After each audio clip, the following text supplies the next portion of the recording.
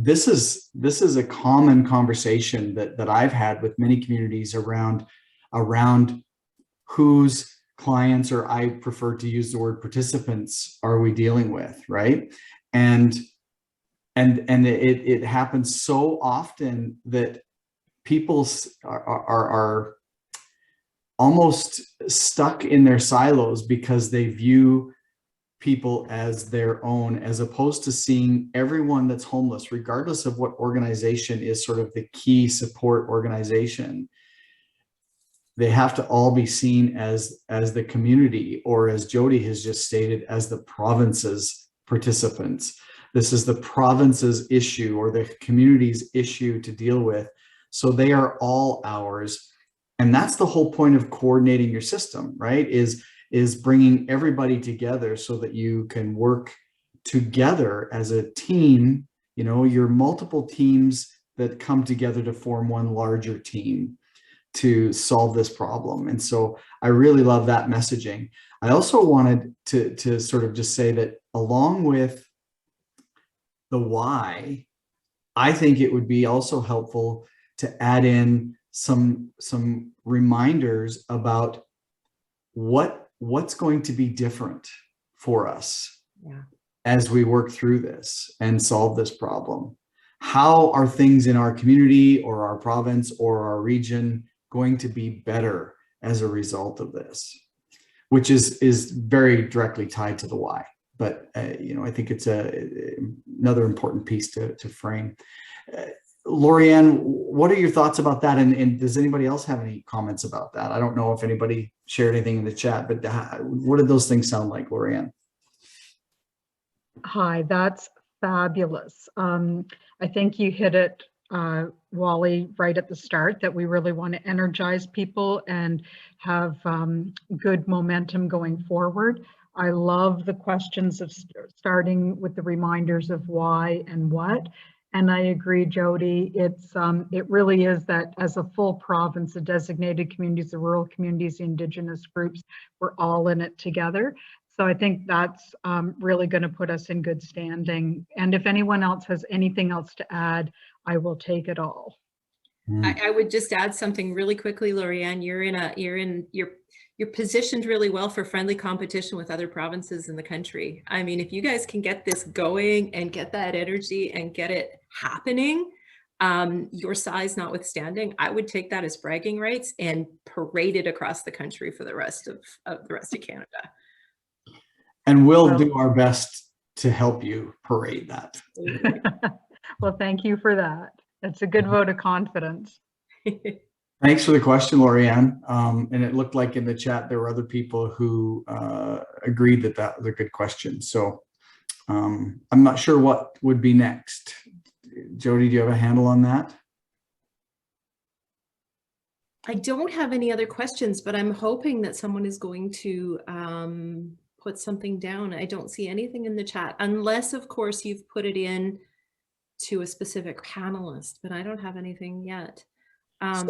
So Shannon asked the question. I think she probably misheard, but asked, or she mistyped, what is HIAS? I think she was probably saying, and then somebody actually typed in, you know, homeless individual and family information system, which is correct. So basically what HIAS is, and you know what, actually, Jessica, you are the data person, and I'm going to let you just sort of provide an explanation of HIAS. I would love to provide an explanation. So HIAS, it's this database that the federal government has created. The software itself is free. Setting it up is not free. But what it is about, it's you put all of your homeless data into it so that you're better able to pull real-time data out to provide support.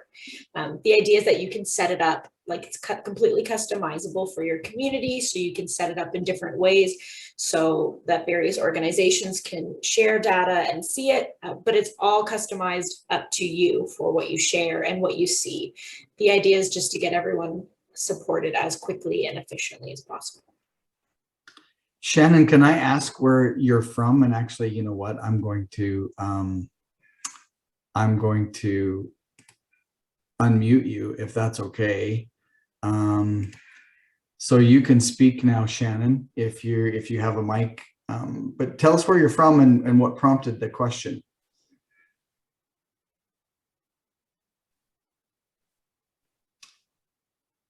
Maybe. Now this is good. Yeah, there we can hear you. Okay, I'm from rural Ontario, from a county called Lanark County, and we have around I don't know 60,000 in the county, and that's comprised of 5 or 6 different towns, hamlets, villages, that kind of thing. I asked the question, what correlation is there between the by name list and actually providing housing? I ask, is this a main concern and reason for creating a by name list? Because apparently Ontario is doing a province-wide count over 4 or 5 days in September. And I'm wondering, I mean, aside from hooking people up with mental health services or rehabilitation or safe injection sites or whatever, what else? I mean, what is the main reason for the by name list?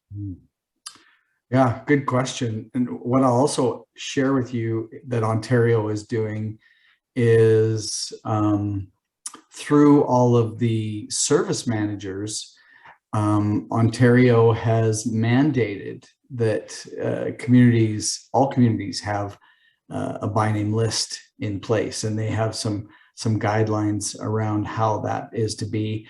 And Built for Zero is actually supporting those communities to achieve that goal. So, you know, but the interesting thing is a basic count or a basic point in time count is not going to aid in developing a by name list. Typically what happens is that people will expand a count to include something similar or exactly what we would call a registry week or something like that, where it's a much broader method of getting an accounting of your homeless population. And what it does is it allows people to be able to give permission to take their name and any other information about their circumstances that can help to identify the level of need that they have in various areas. And the point of that is that really a by name list is the only way that we have at the moment, or that we know of, to be able to, first of all, determine if we've actually really reduced or ended homelessness. It's a way to actually have a much clearer understanding of what your homeless population is, who they are, a method of tracking their progress once they come into your system, the supports that are attached to them, and when and how they leave your system. And that way a community is able to actually keep track of these folks and better support them by matching them based on their needs to programs and supports and resources that are going to be most helpful to them. So that's what I would say to begin with in terms of the benefit and the purpose of a by name list is really to give us that ability to know who we're serving, to know what's happened when we serve them, and to be able to attach the most appropriate supports to them as we serve them. So anybody else feel free to throw in comments or responses. Am I still live? You are. Yeah. Okay, well, you mentioned service managers. Aren't usually the service managers the people in charge of social housing or nonprofits? But we already know, like, let's say in Lanark County, we have 800 people on the social housing list. Well, are we going to be administering the survey to them? I mean, why would we? They have I'm sorry, they don't have housing. I'm sorry, it's the people who do. Okay, so we're going to take the 800 on the list. Are we administering the survey to them? And is it going to be disseminated by the service providers? I mean, that would make sense. My take here in Ontario is it's being administered through various organizations, like the mental health people, Lanark Mental Health, or some of the service organizations in various towns. But you're talking about service providers. There seems to be a disconnect here. Well, I think the ideal is that we are including both work on the street level to gather that information, and then an accumulation of information that we gather from as many and all service providers, hospitals, correctional facilities, any place that possibly you can get involved, to gather that information about who is existing with a no fixed address, right? So the ideal is to pull in as many of those different pockets as you possibly can. Now, not every community does that, but that's the ideal. But what's the connection with the service providers? Well, different service providers. So for example, you have shelters, you have, there are some social service organizations that have people that they are working with that they've maybe helped to put up in a hotel room temporarily, or maybe they have people that are in a domestic violence facility of some kind, or like I know of mental health organizations, people that provide mental health supports to individuals who have people in temporary accommodations, but it strictly is temporary, right? It's not a permanent home. It's something that they're not going to be able to stay in forever. So it's really just any service provider, if you want to use that term, that potentially is supporting or connected to individuals who are experiencing homelessness. So bringing any of them into the conversation, having them inform you of whatever information that they have, and of course, these people have to give their consent. That's the key, is that these people who are experiencing homelessness have to be okay with that information being shared, whether they share it themselves or whether they give the okay to someone that's supporting them or working with them.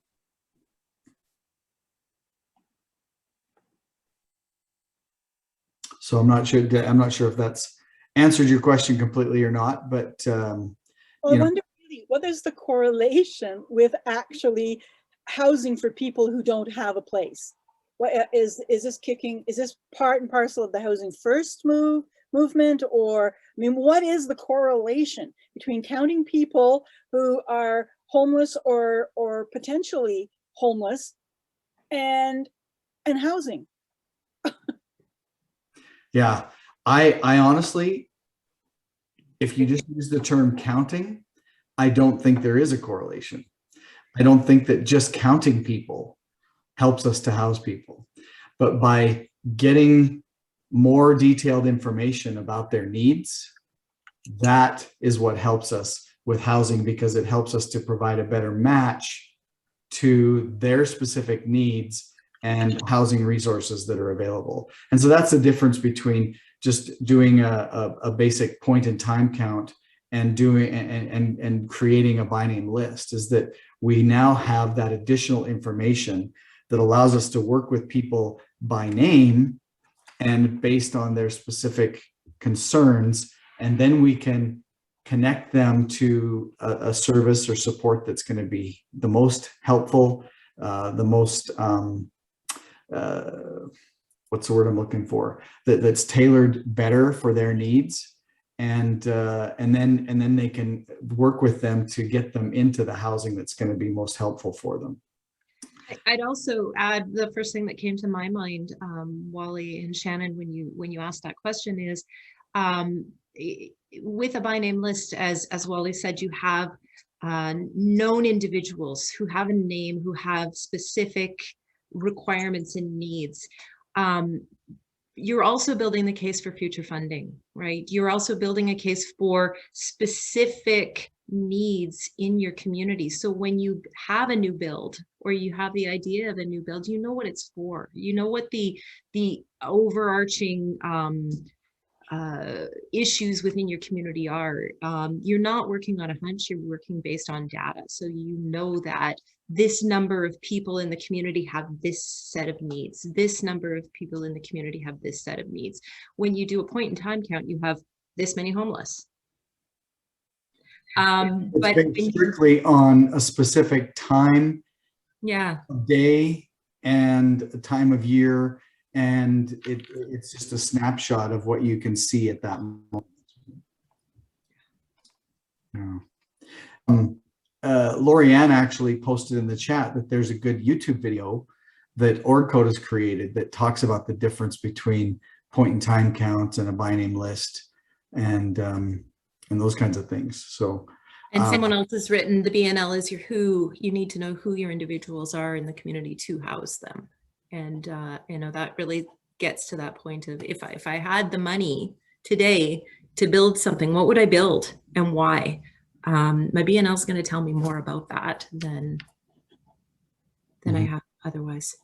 We have a couple of other questions here that I really want to make sure we answer as well. Yeah.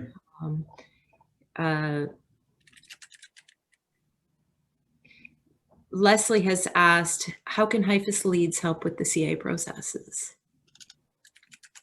Jessica, what would you say about how HIAS leads in their integration into CA in general? What do they bring to the table?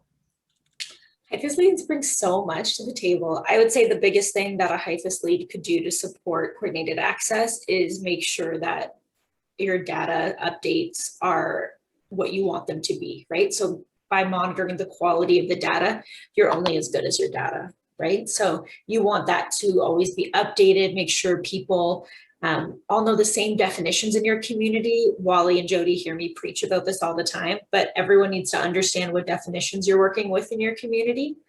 So that's something that they can do. HIAS leads can also, if you are looking at the data, just help your team understand what's going on. So this also connects to Shannon's question. Use your by name list as a tool to understand the housing needs of people in your community and make sure that people are being efficiently supported. I know I keep saying efficiently, but the whole point of once you have a list is to make sure that you're using it to everyone's benefit. So it's not just looking at a number, but who is the number? So from there, let me give an example. Let's say that our list is comprised of mostly adult males. Then you would want any program that is dedicated to helping house adult males be connected to them. Or if you see that there's a deficiency in your system with housing a specific population, that's who you advocate for more housing.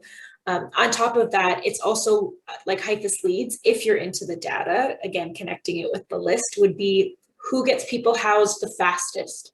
What methods are they using to house people the fastest? How do we get them to teach others how to do that? It could also be, where are all of our units coming from? Is it specific landlords? How can we use different tools in our HIAS toolbox to map that? So lots of things. I would say get comfortable with data, learn some visualizations, and help out your community. And I would just add that leads of any kind in the coordinated access world are helpful, because so often we do such important work with such little dedicated time. And so the more you can have people who are dedicated leads and that's their job, it's not just a little chunk of their desk, you're going to accomplish a lot more. So that's the same with a HIAS lead, is that they can really dig in and focus on all of those things that Jess just talked about.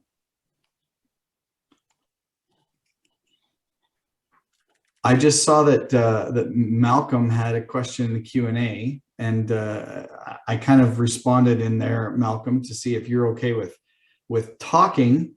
And I'm going to unmute you to see if you want to ask your question. But I also, in the meantime, had unmuted Leslie to see if, Leslie, do you have any responses to that or any follow-up questions?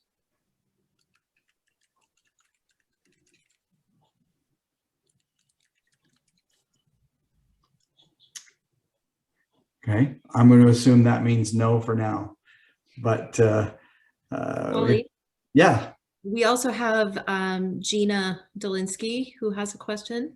Okay, let After me Gina just Brander. go to Malcolm first, Sure. and then we'll come back to Gina. Malcolm, do you want to speak to your question? Hi, Wally. Can you hear me? Yeah. Yeah, so my question is, whether or not you're aware of any communities that have a standardized process regarding evictions for individuals that are evicted from housing that they were placed in through coordinated access.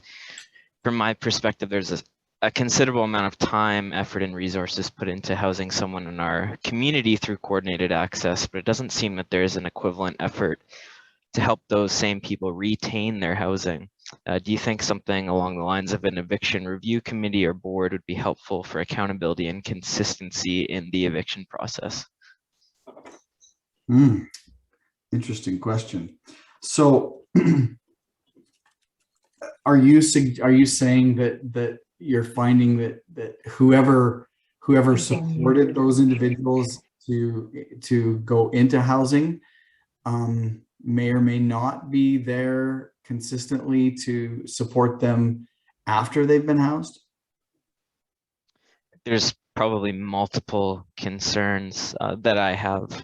You're absolutely correct, Wally, that there is a handoff between service providers. My perspective is as an outreach manager, where when our clients move into, let's say, supportive housing, we're no longer providing support or services to that individual once they move in. It's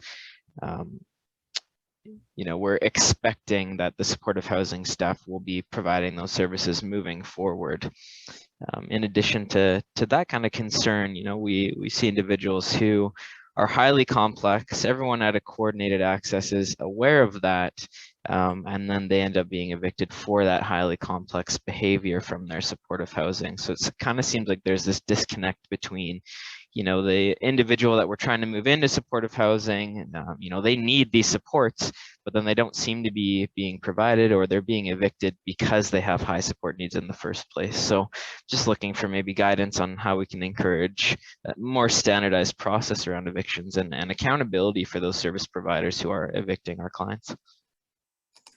Yeah, that's you're certainly not alone in those challenges that you're talking about, at least from my experience. And the thing that comes to my mind right off the bat is actually something that Shannon alluded to earlier, and that is housing first. And because coordinated access should be rooted in that housing first philosophical perspective, one of the components related to housing first is that people need to be continually supported through housing loss or institutional stay, right? So if people have to leave their housing for some reason, there needs to be a commitment by people who have agreed to be involved, or who are saying that they are working from a housing first perspective, that even through eviction, that we follow through and we support those people at that point in time as well. And part of the reason for that is that we have to take a different, there's that paradigm shift in thinking that we have to consider, and that is that people are not losing their housing because they're just behavior problems. People are losing their housing because they're dealing with issues that were brought upon them for years and years and years that were no fault of their own. And so if people haven't sort of bought into that kind of thinking, it's going to be challenging for them to sort of stick with people even through housing loss, as you've talked about. So that would be one suggestion, is to potentially, I guess, review. And I think this is also part of why we talk about, sort of the formalization of participation in coordinated access through MOUs, and have the organizations that are participating be able to indicate in writing with the system leads, this is what we're bringing to the table, and this is what we're agreeing to do. And again, not that that's some kind of a contract that you can sort of take people to court over, but at the same time, and I don't think we want to go there, but at the same time, it provides an additional level of accountability and an additional level of people saying, I'm gonna stick to what I've agreed to do with this system. And then in addition, I guess I would say that I think that it would be valuable to not only say, okay, this is what we're all agreeing to do. Now let's review what Housing First is about. And let's review what that means from a philosophical perspective. And let's ask ourselves these hard questions about, is the way we're approaching this in sync or in line with that philosophical perspective? There are communities, there are places that are dealing really well with things like evictions and so forth. And so we could certainly, I've made a note here that that's something that we could certainly get some information to you about, some places that you could potentially talk to just get some ideas from them. But those are the things that sort of initially come to my mind. Did you have something else you were going to say, Jody? I was just thinking about, the concepts of prevention, diversion, and rapid rehousing or rapid exit, and just making sure that the community has some really strong prevention in place.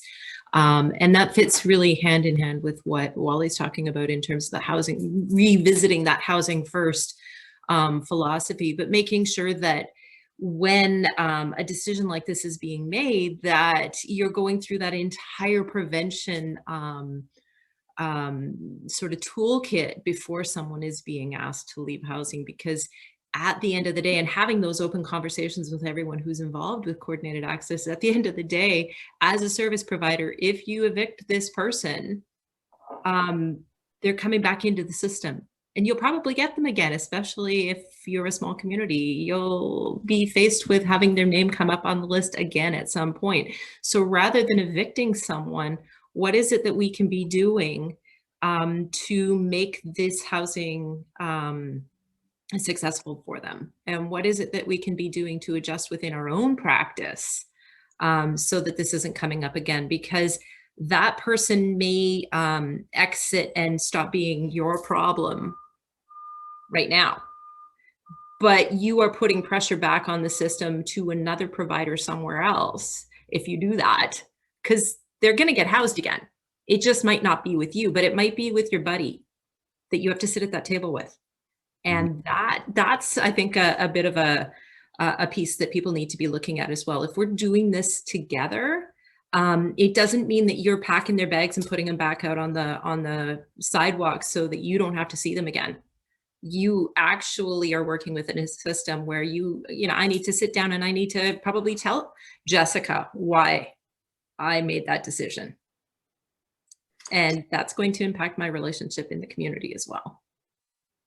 And I think to your point, Malcolm, about, some kind of a review process or whatever, I don't think that's a bad idea at all. And in fact, we often talk about the value in having what we call a case conferencing table in place for systems, for coordinated access systems to sit down and review processes, to review certain situations or participant issues or challenges or whatever. And something like the eviction, how we deal with evictions is definitely a topic that can be brought up. And I think there's a good place to have a venue in every coordinated access system where you are regularly meeting to discuss how your system processes are working and what we need to tweak or not.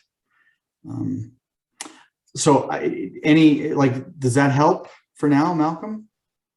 Yeah, that absolutely helps. Something that came to mind is the fact that the tenancies that we have through coordinated access aren't actually covered under the Residential Tenancy Act in BC. They're covered under a separate program agreement, which I think limits some of their rights that our clients have. And I'm curious to know if that is commonplace throughout coordinated access in other communities, or if that's unique to my community.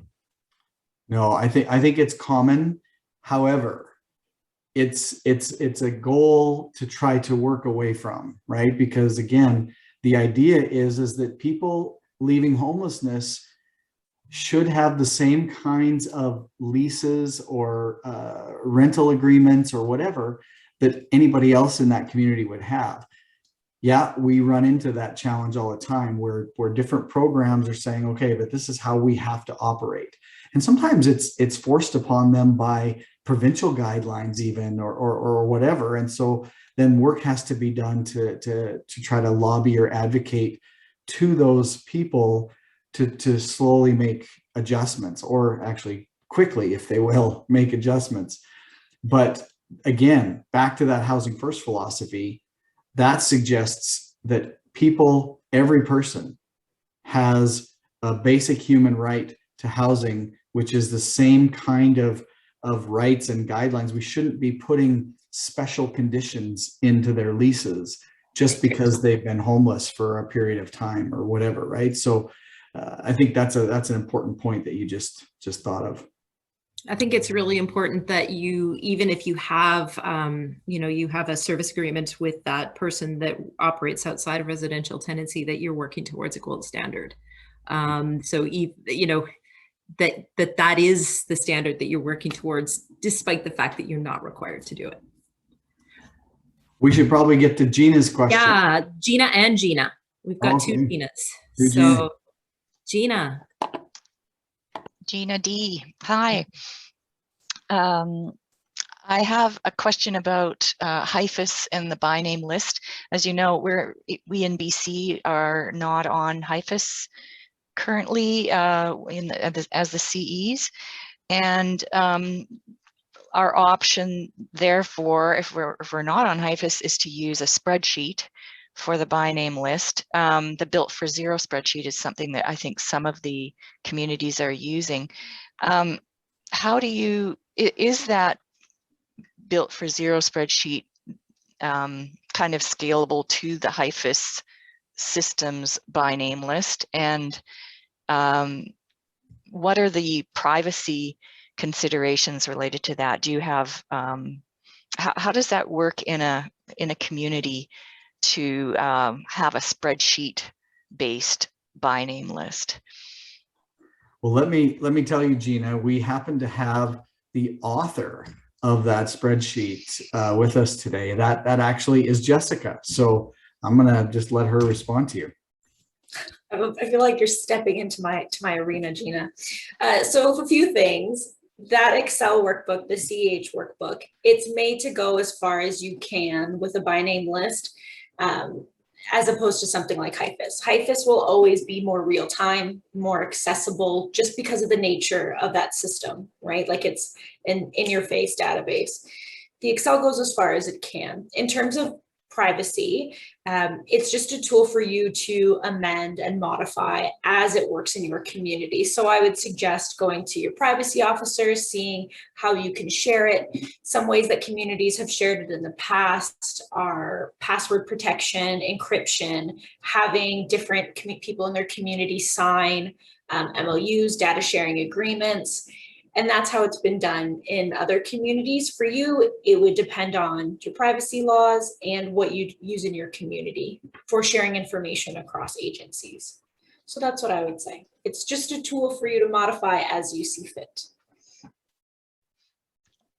Okay, and then would you then modify it like weekly, or what would be a recommended For updates? Timeline? Yeah. So for updates, I would highly suggest that entries are updated minimum monthly, right? Because you'll be wanting to focus your conference tables around your list. So you'll want to make sure that whoever is top priority based on how your community is prioritizing people for services, supports, and housing, that they're at the top of the list. Minimum monthly, though, is where I would leave it. Okay, great.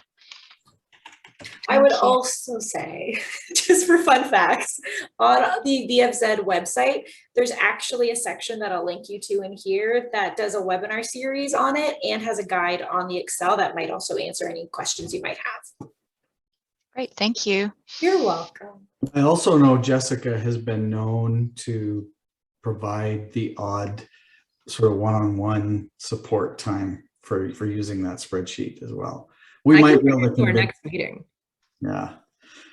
And let's go to the other Gina then, so that we can finish that off, and then I'll share a couple things with everybody, and then we'll sign off. We don't want to keep everybody long. We're already at the end, but I want to get to Gina's question. All right, can you hear Gina number 2? Yeah. Great. Yeah, you bet. So I'm just wondering about sort of the most recent major release, and it's the option to either bundle your consent, as you know was usually done by communities, or to separately collect that HIAS consent and that by names list consent. And I see some advantages and disadvantages to both. We've been talking in our communities about the advantages of collecting them separately, in that you know, it takes a little bit of pressure off of that frontline staff in shelters, and it does provide the client with more of a choice as to whether they want their name on that by name list, whether they want to seek housing. But at the same time, I'm a little bit concerned about certain service providers, such as low barrier shelters, where that touch point, that caseworker touch point, or other touch point might not quite happen, and that level 2 consent might not actually be collected. That conversation might not actually be had in some of those situations. So I was just wondering if you could maybe speak about your knowledge about why that was provided as an option. Those 2 consents were optionally unbundled, and why some of those communities requested that option, and maybe how they collect that level 2 consent. Great question. Great question. I'm going to be honest with you and say that I don't actually know the answer to that. So I'm hoping that one of my colleagues here has some insight. And if not, though, what I can tell you is that our next webinar on the 17th, which is also an extension of this Ask Me Anything, we will ensure that we have information about that. But Jody, Jessica, anybody else on the call, do you have a response for Gina? Not on the bundling or not bundling, but I do in terms of speaking about consents with different agencies. So something that I have constantly found through coaching is that people have a lot of questions about privacy and consents. And at the heart of why there might be some confusion is because people have questions that need to be answered. Sometimes it's just about helping staff to understand what someone is consenting to so that they're more comfortable administering that form to a client. I always say, like, would you be comfortable signing something from someone who wasn't quite sure of what you were signing in the first place, right? So it's about understanding what your consent is about, and just having a free form for staff to be able to voice some of those questions and concerns so that consent can be better administered across the board in a more uniform way. We also have a comment from Gina that says that the Homelessness Learning Hub CA module webinar gives some explanation as well. Yeah, that's Leslie. That's a good suggestion. I would say, though, that likely it's more out of convenience, right? Like whatever, and maybe convenience isn't a great word, but whatever is going to fit best for where your community is at the time. And I don't think, you know, one has to be hard and fast. You know, you might need to start with one and then be able to build in to the other where you're getting very individualized. But some communities are such that they don't have, you know, sort of the complete, you know, buy-in that allows them to do things in sort of a bundled or all-encompassing way. And so it's an option that you could use either way to fit for your community. But that's an area that I think we'll dig into and try to make sure we have some more information. But I appreciate that, Gina Dolinsky. The reminder of the webinar, the instruction on the Homelessness Learning Hub. And all you have to do is Google that, Homelessness Learning Hub, and you'll be able to find that and be able to look at that information. So that probably wasn't super helpful, Gina Brander, but you know what, we're gonna make up for that in a couple of weeks here, and we'll have more information. You just gotta come back next time, Gina. I'll be here. Awesome. Thanks for the question, though. Okay, I don't know. We're gonna have to cut it off just because I want to make sure that people can go and be on their way. But I did want to share very quickly. This is the upcoming webinars that we have right now. As I said, August 17th is sort of the second iteration of this Ask Me Anything webinar. August 20th, it will be an interesting webinar as well. It's related to coordinated access and by name list stuff, but it's focused on London and their achievement of functional zero with veteran homelessness. And you'll be able to learn how they did that, some of the important factors associated with their work there. So that could be very interesting. And then the next two coordinated access by name list community of practice webinars like this will be in September on the 9th and the 21st. The topic is not determined just yet, but for any of these, if you go to training.ch.ca/monthly-webinars, you will be able to register for any of these. And be able to continue to see what's coming up next. And with that, I'm going to say thank you, everybody. It was a great conversation. Really appreciated your participation. And thanks for enduring our crazy, sometimes morbid humor. And we appreciate you folks coming and joining us on these calls. So thanks a ton, everybody. And I'm going to say sayonara. Yeah, thank you guys. It's nice to see everybody. See you next time.